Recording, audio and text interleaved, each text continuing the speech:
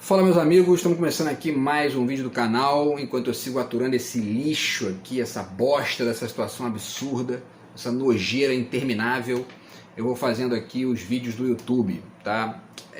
No vídeo de hoje a gente vai falar sobre uma entrevista do poeta brasileiro Ricardo Aleixo, tá? Ele deu uma entrevista para o jornal o Globo, saiu ontem, e eu vou deixar aí inclusive o link da postagem lá do Instagram para vocês, onde tem lá a matéria printada, tá?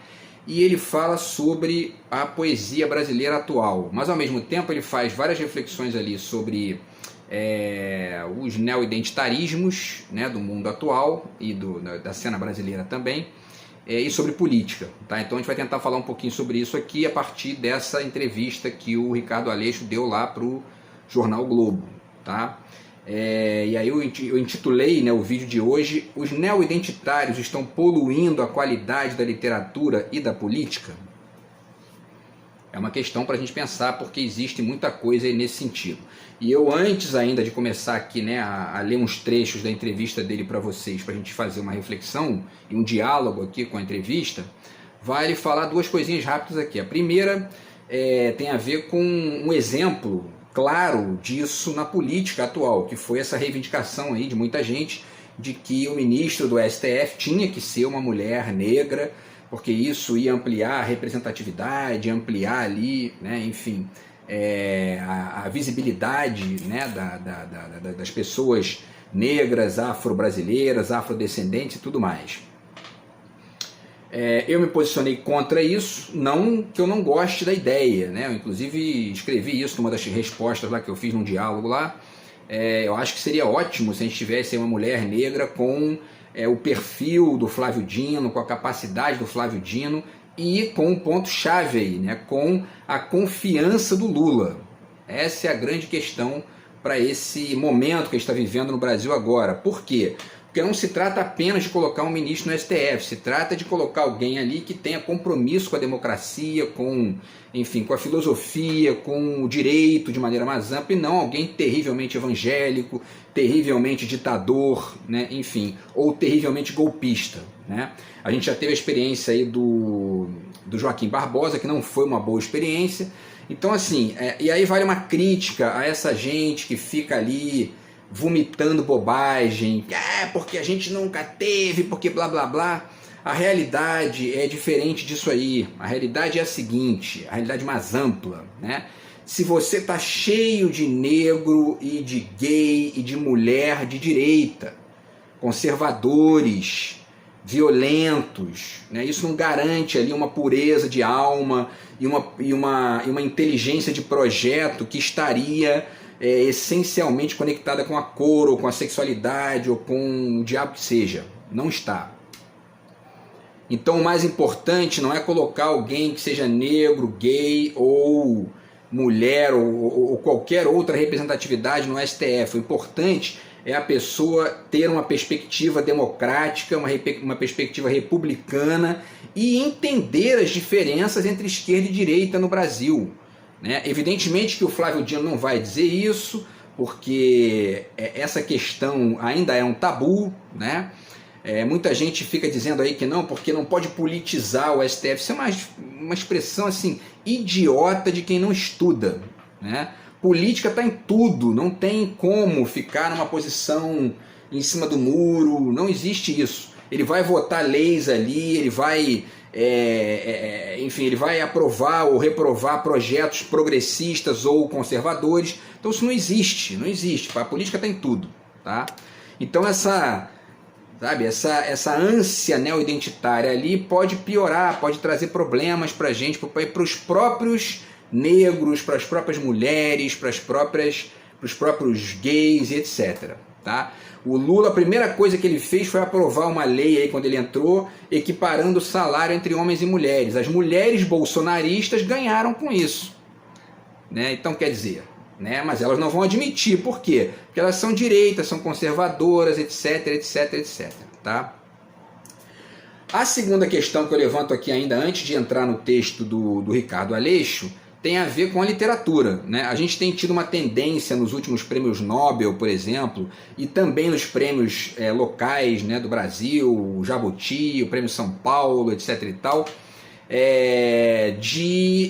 os prêmios volta e meia vão para pessoas das antigas minorias, que estão aparecendo, que estão, enfim, né, ganhando espaço, etc e tal. Eu acho isso ótimo, acho isso uma maravilha, acho isso bacana, tá? E para além de ser ótimo, tem figuras interessantes que escrevem bem e tudo mais. Agora, isso ao mesmo tempo, ele vai falar disso aqui também, né? Quer dizer, essa tendência acaba colocando às vezes pessoas que não têm exatamente uma literatura para dizer, né, que isso aqui é inovador, isso aqui é complexo, é amplo, e acabam ganhando muito mais por uma questão ali de inserir essas neo-identidades no jogo do que por outro critério, tá? E é interessante a gente discutir isso também, porque o interessante seria, né, essa é a minha perspectiva, né? A minha perspectiva é essa é a minha visão, é a minha história, e ao mesmo tempo eu acho que isso tem inclusive um rastro histórico, que eu vou dizer agora.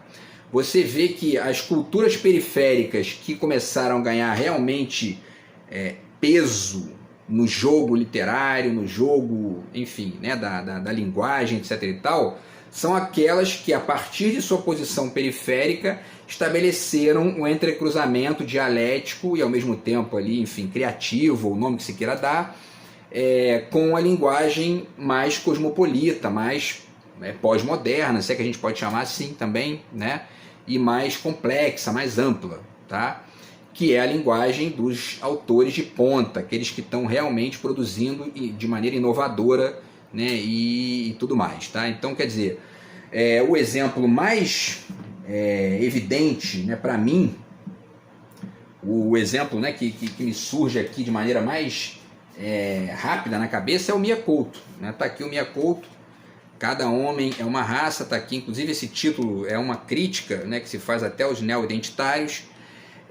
Mas o Mia Couto, o que é o Mia Couto? Mia Couto é um escritor de Moçambique, portanto, né, da periferia do cenário literário, mas que tem uma obra que dialoga evidentemente com a linguagem cosmopolita dos centros literários, né, com a linguagem da literatura francesa, da literatura inglesa, da literatura brasileira também, né, que ele cita várias referências brasileiras e etc e tal. Tá? Então o Mia Couto está nesse pêndulo.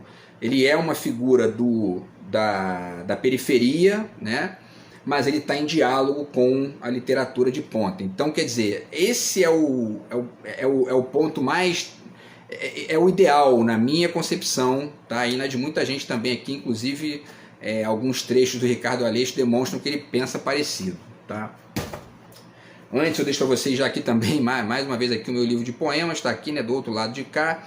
Se vocês conseguirem furar aqui, né, a nojeira dessa corja que tem atrapalhado a minha vida aqui, a gente tenta conversar sobre isso aí, tá?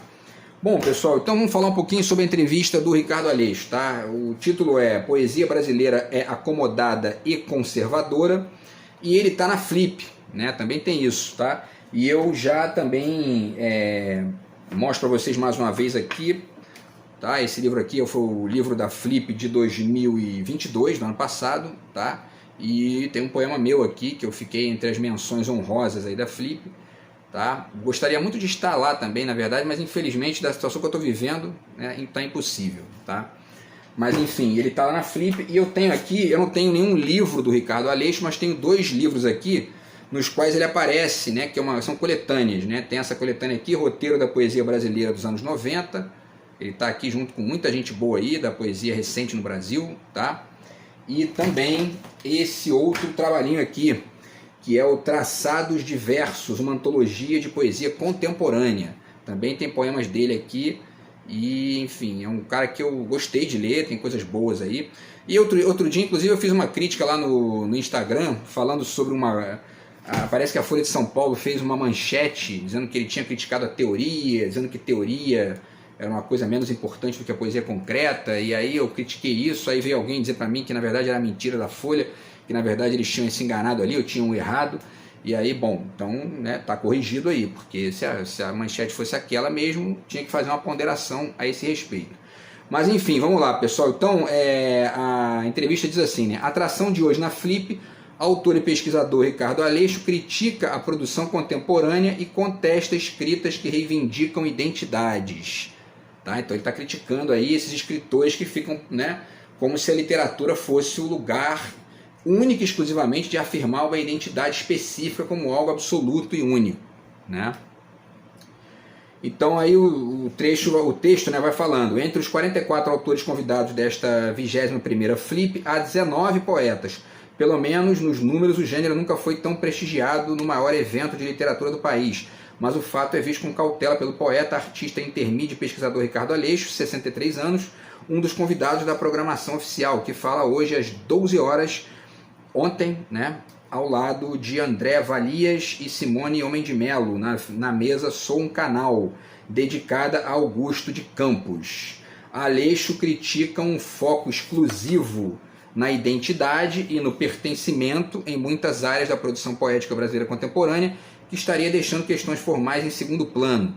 Com mais de 3 décadas de carreira, o autor tem um panorama privilegiado. Já atuou como editor, jurado de prêmios e editais e transita por diversas linguagens, da performance à intermídia, passando pela etnopoesia. Ele tem 18 livros publicados, o último diário da Encruza, que é da editora Segundo Selo, é finalista do prêmio Oceanos 2023, tá? Que também é um dos grandes prêmios aí da cena recente da literatura. Tá?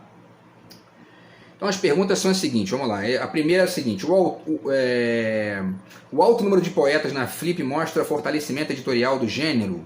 E ele diz, existe de fato um aumento significativo da presença de poetas nos eventos, mas isso não corresponde a uma maior presença nas livrarias. É tudo muito brumoso, né? Os livros que chegam às finais dos prêmios literários têm tiragem média de 150 a 200 exemplares, que é uma marca pré-modernista. E de fato, né, o brasileiro lê pouca poesia. Agora, por outro lado, se a gente pensa, né, que a poesia ela é algo que tem aquele formato específico do livro, da página, etc. e tal, mas também tem outros formatos, que são os formatos intermídia, né? Essa produção, por outro lado, tem crescido cada vez mais e, enfim, isso está cada vez... Os memes, né, tem um certo quê poético ali também, quando não é fake news, quando não é baixo nível, quando não é fofoca e podridão, tem poesia ali, tem uma coisa muito interessante ali, ligada até ao humor e tudo mais, tá? E a crítica também, né? Mas realmente o livro de poesia estrito sensu, ele infelizmente ainda vende pouco no Brasil e, enfim, é uma coisa que a gente tem que ir discutindo para poder melhorar isso, certo? Segunda pergunta, diz, pode-se dizer ao menos que já há um mercado para a poesia? Ele diz, não existe mercado, mas nichos de mercado. O que temos é o esforço de várias gerações de poetas para refutar esse suposto lugar secundário da poesia. Também é uma questão. E, de certa forma, também, essa galera que tem feito vídeos para o YouTube contribui, de uma maneira ou de outra, para a venda dos livros, né? Porque as pessoas que estão ali assistindo, tem alguns canais aí de literatura que tem 300 mil inscritos, né? Isso é bacana, eu acho bom isso. Eu não acho ruim, não acho que isso seja demérito, que isso empobreça, né? Porque, inclusive, tem uma coisa que ele fala aqui mais para frente, que eu já adianto aqui também, eu acho que é melhor pecar por excesso do que pecar por falta. Isso na produção literária, evidentemente, na produção aí enfim, na produção de textos, né? Por quê? Porque muitas vezes a pessoa tem uma obra muito interessante ali, mas não consegue entrar nas livrarias, entrar nas editoras, e aí a saída para ela é publicar, né, nas editoras independentes, como eu tenho feito, por exemplo, né? E na internet, no próprio Facebook, no próprio YouTube, né, que permite aqui a declamação, etc. Então, quer dizer, você pode ampliar aí os seus horizontes, mesmo não sendo alguém ligado ao métier, vamos dizer assim, né? Porém, isso acaba aumentando o número de obras de baixa qualidade, isso aí é normal. E essa baixa qualidade, ela aparece sempre aos olhos de quem estuda cada vez mais ali o seu campo, a sua obra, enfim, o gênero que acabou escolhendo ali para produzir. Quanto mais você estuda, mais a sua capacidade crítica vai ficando aguçada, e aí mais a sua seletividade vai ficando também aguçada, né? Você vai estabelecendo diferenças, é assim que funciona, né?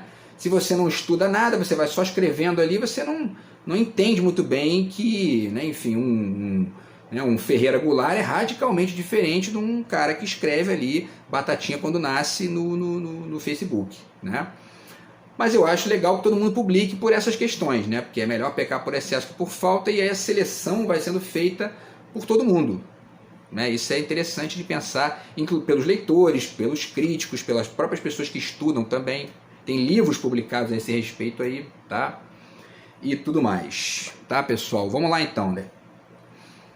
E aí a entrevista continua. Qual é o espaço da poesia nos estudos literários?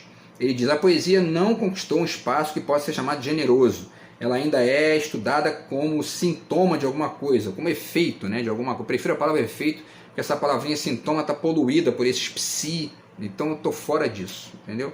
Eu chamaria de um efeito, né?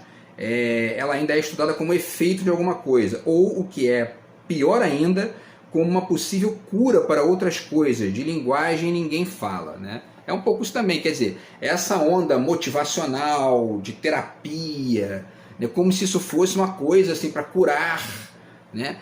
E muitas vezes para curar coisas que são tidas como doença a partir de uma perspectiva psi empobrecedora, né? Que essa gente está vomitando isso na sociedade nas últimas décadas e está todo mundo achando que está doente, que está cheio de problema. Por quê? Porque existe uma certa hegemonia, ou melhor, né, uma certa tendência temporária desse tipo de bosta na sociedade das últimas décadas, né? E aí literatura virou terapia, né? Virou, enfim, né? Análise, né? E tudo mais, tá? E é muito mais que isso, tá? E aí a frase final dele é mais ou menos nesse nível, né? Nesse sentido, de linguagem ninguém fala, que é justamente a contribuição dos deslocamentos formais, né? das experiências novas de linguagem ali, que são uma das marcas principais da literatura. Não que a literatura, enfim, periférica e até a de manifesto não seja legítima, pode-se fazer isso perfeitamente, né? Mas a literatura vai avançando nas suas experiências formais, tá? Quarta, né? A poesia brasileira se tornou mais política? É a pergunta, né? Acho uma pergunta ingênua, porque, né, a existência da poesia é política, né? Ele diz: ela sempre foi marcada pela política. O que acontece agora é que há uma coincidência programática entre a emergência de vozes historicamente excluídas da cena, né? Quer dizer, vários grupos que eram totalmente excluídos ou marginalizados estão falando ao mesmo tempo a partir dessa coincidência aí da possibilidade de falar, né? As vozes da periferia, ele continua, das mulheres que se reivindicam enquanto presença no espaço público a partir dessas demandas políticas. E aí perguntam, né, trata-se de um avanço? Ele diz: não exatamente. Percebo uma confusão entre militância política e militância poética. Há pouca inovação para tanta reivindicação de presença. A poesia brasileira, dita contemporânea, é muito acomodada, é muito conservadora em termos formais, técnicos e temáticos. Eu não sei nem se né? Porque eu tenho, por exemplo, aqui, eu tenho lido, né, durante a minha vida aí, vários poetas que eu compro em sebo e tal, e eu poderia citar aqui, peguei 4 aqui, que eu poderia pegar até mais, para poder mostrar para vocês que eu acho, assim, excelente. No nível mesmo da experimentação e tal. Tá aqui, ó, Vitor Paes, O Óbvio dos Sábios, tá? Dora Ribeiro, A Teoria do Jardim, tá? Todos poetas desconhecidos, né? Não são poetas aí do cânone, mas todos excelentes aqui, né? Tá aqui o Diego Moraes, A Solidão é um Deus Bêbado dando ré num trator. Muito bom esse livro aqui, tá? E esse aqui do Vassili Chuk, tá? Que é o Silêncios de Água e Pedra, que eu já li tem mais de 10 anos, mas enfim, né? Inclusive li a partir de uma referência do Zé Castelo, né? Na coluna lá do Jornal Globo do Prosa e Verso. Muito bom esse livro aqui também, tá? Então, quer dizer, tem muita gente produzindo coisa bacana, né? Eu não sei se exatamente se a gente está vivendo uma cena efetivamente conservadora e, bom, né? E acomodada, né? Mas essa linha neo-identitária, ela é nitidamente acomodada, porque ela fica muito no chororô, né? Do sofrimento, né? E ó, legítimo, pá, bacana e tudo mais, só que é aquela coisa, né? Quando você vai estudando mais, vai selecionando, vai comparando, você começa a ver, ó, né, isso aí tem que evoluir, porque senão fica uma coisa que, inclusive, muitas vezes fica uma prosa disfarçada de verso, né? E isso também não é enriquecedor, né, no nível poético mais amplo, tá? E aí eles perguntam por quê, né? Por que estaria acomodada e conservadora em termos formais, técnicos e temáticos? Ele responde: algo que me impressiona em certas faixas de criação poética é a reivindicação de um lugar ideal que seria marcado pela verdade de pertencimento a determinados segmentos da sociedade. Essa verdade de pertencimento, ela existe, está em todo mundo tem isso, todo mundo deve ter, né? Agora, isso transformado em obra, em poesia, em arte, né? Isso fica limitante, né? Por quê? Porque fica uma coisa que você está repetindo o óbvio ali, né? É a mesma coisa, sujeito, tem gente que veste uma camisa 100% negro, né? Tudo bem, é uma afirmação da sua, né, da sua conexão com a cor negra e etc e tal, bacana, legítimo. Quando isso vira o norte da sua produção poética, o norte da sua produção artística, etc e tal, isso acaba tornando a sua obra limitada. Ela fica num registro ali de, sabe, de afirmação de um segmento, né? E isso acaba não sendo amplo, não sendo enriquecedor, tá? No nível poético. Então é um pouco talvez o que ele queira dizer aqui, né? Traduzindo, ele diz, né, as causas são inequivocamente justas, como combate ao racismo, LGBTfobia, elitismo, etc e tal. Essas são justas mesmo, é o que eu acabei de falar, né? Legítimo, justo, tá? Mas é como se a minha verdade enquanto negro, ele dizendo, né, enquanto LGBT, enquanto periférico, bastasse para dizer que meu livro é bom. É isso, né? Tem muita gente que acha que, ó, eu vim da periferia, tá? Eu sou negro, eu sou pobre, ou então eu sou gay, ou eu sou, enfim, né? E aí, ó, a minha poesia é boa porque é boa, é isso aí. Tem que me escutar, entendeu? Como disseram para mim outro dia ali no, acho que ontem ou anteontem lá no Instagram, tem que me escutar, meu irmão, é isso aí. Não é bem assim, né? Porque aí você, ser negro, ser gay, ser mulher, não torna você um anjo da pureza. Você pode falar bosta, né? Como tem um monte aí, né? No governo Bolsonaro, então tinha, né, dezenas deles, né?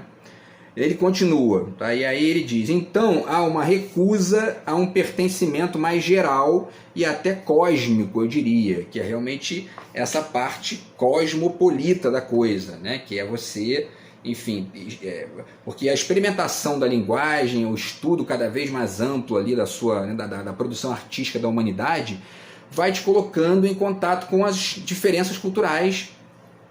E se você tiver uma cabeça inteligente, se você for realmente, né, alguém que tem intenção de crescer na sua produção, você vai pegar isso e vai incorporar na sua obra. Trago aqui alguns exemplos para vocês, tá? Poderia trazer vários aqui.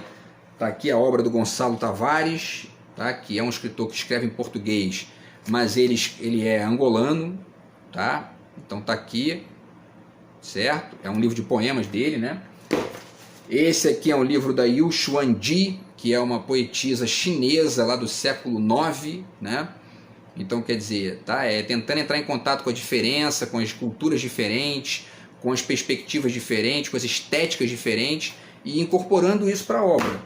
E tá aqui, eu estou lendo nesse momento esse livro aqui do Mahmoud Darwish, né? Que é o 11 Astros, que é um livro, ele é palestino, né? E estou gostando muito, livro muito bom, muito interessante e dramático ao mesmo tempo, né? Deixa a gente impressionado às vezes com, sabe, com a força ali de certos versos, no sentido de dizer aquela coisa, né, do exílio e da expulsão da sua própria terra, quer dizer, tá? Então, quer dizer, isso aí, se você for uma pessoa que tem ali intenção de crescer na sua obra, crescer na sua literatura, você vai incorporando essas diferenças, né? E vai se transformando numa pessoa, né, mais ampla, mais cosmopolita mesmo, no sentido amplo da palavra.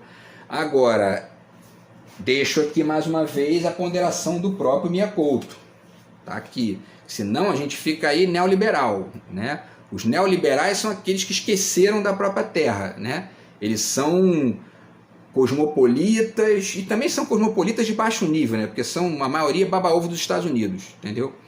Mas está aqui o Mia Couto e ele dá aqui aquela dica bacana das linguagens plurais, né? Uma linguagem que me faça ser asa e uma que me faça ser raiz, certo? É o nacionalismo cosmopolita que se amplia na obra dos grandes poetas, tá? Para finalizar, pessoal, ele diz, então, né, é uma recusa da discussão estética sobre a poesia, a relação com as outras artes e outros campos de conhecimento. Tem isso também. Essa discussão neo-identitária acaba que fica restrita ali a esse nicho, esse gueto, né, do identitarismo, e não se discute enfim, os deslocamentos de linguagem, os deslocamentos estéticos, né? Aí ele continua, né, a pergunta: são argumentos parecidos com os dos críticos do chamado identitarismo, termo por si só polêmico. E ele diz: essa ala conservadora que atenta contra o identitarismo transforma a identidade na única motivação para a existência de vozes historicamente relegadas. Isso é perverso, porque confere centralidade, ao conceito de identidade sem que ninguém questione isso, né? Você, como poeta, você não pode ter ali, e aí cito aqui mais uma vez a Patrícia Mello, tá aqui, tá, ó.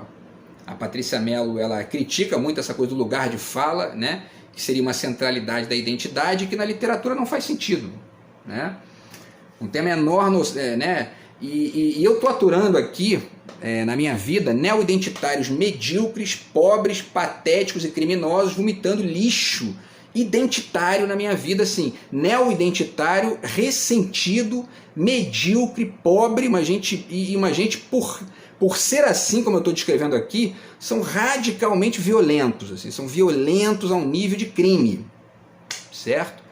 E por isso que eu estou aqui, não consigo fazer mais nada na minha vida, só os vídeos do YouTube, né? Porque eu estou aturando esses bandidos sabotando a minha vida aqui, tá?